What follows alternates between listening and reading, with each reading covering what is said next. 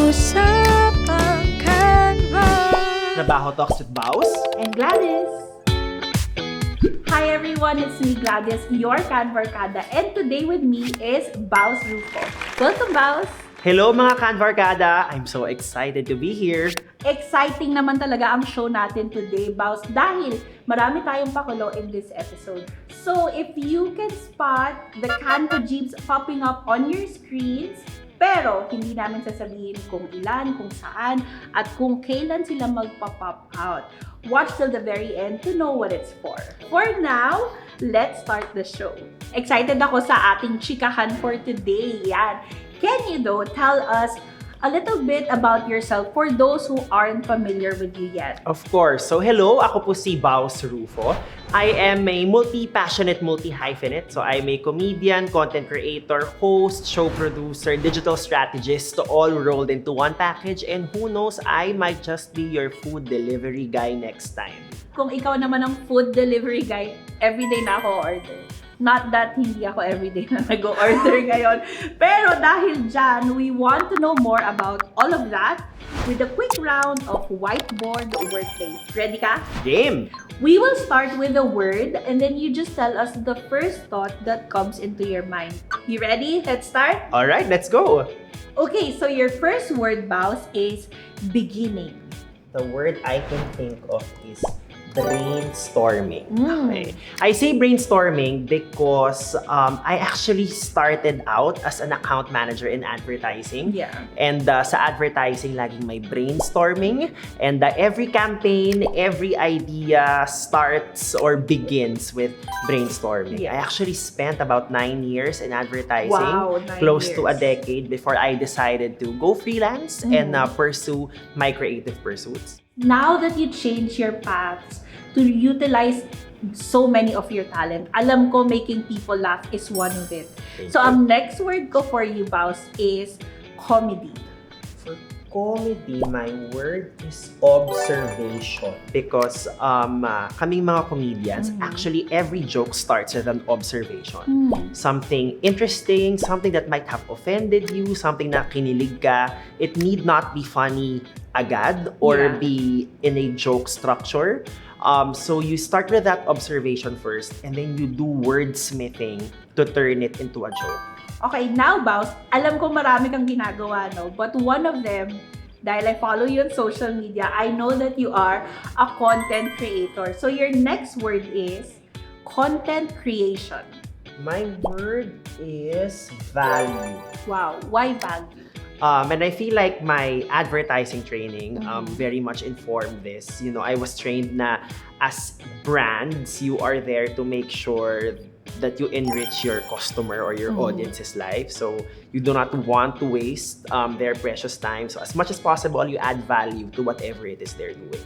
So, and for me, as a comedian na rin, or as a comedy content creator, my role or my objective is to entertain. Paano ka nagsisimula ng content planning mo, ng content creation? As much as possible, you want to make sure that you don't give it any limits or any parang constraints. And this is where I've actually used Canva a couple of times already, specifically the whiteboard function. Because pag meron ka lang blank canvas in front of you, you kind of feel like the possibilities are endless. So, minsan batuhan mo ng ibang font style, ibang kulay, icons, graphics, underline, and then if you just see na parang, okay, pag naglagay pala ako dito ng parang iba-ibang visual elements, I may be able to look at the task differently. And sometimes that's all you need to turn like a good idea into something that actually goes viral. Since nabanggit mo na rin naman, your last word is Canva. My word for that is opening. Gusto ko lang naman pong malaman, may opening po ba kayo dito? I mean, nandito na naman ako, diba? If we're all about adding value, add value to my time here and schedule me an interview now. So you said earlier nga na you worked in the ad industry for 9 very long years. Salamat sa paglagay ng very. I feel very seen. I wanted to know, what was your day-to-day like as an account manager noon? Sure, sige, para rin meron na tayong war flashbacks Sige, for go. the children of tomorrow. No, parang kidding. Sure, I'll tap it right now. Sure. Sa doc to better outline and Yes. also just give you a picture of how my day was like. I would wake up around 6:30 a.m. and then of course, I would ask myself kung magsi-sick leave na lang ba ako. Of course, ang sagot doon lagi, I know dahil wala tayong choice at marami tayong kailangang bayaran na bills. I start the day with a workout. So, I work out for about an hour dahil kailangan gising na ang diwa ko. Di lang marami tayong papatay na apoy as a corporate bumbera. Yes, bombero. And then, 9 a.m. we get to the office. Of course, check ng email. And then, check with the messenger kung merong kukunin na PR kits or ipapadalang invoice. But I feel like the highlight of my morning is really always the temperature check with the creatives.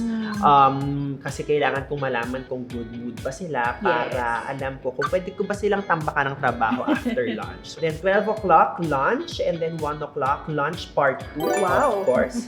And then the afternoon, it's really a bunch of presentations or alignment meetings.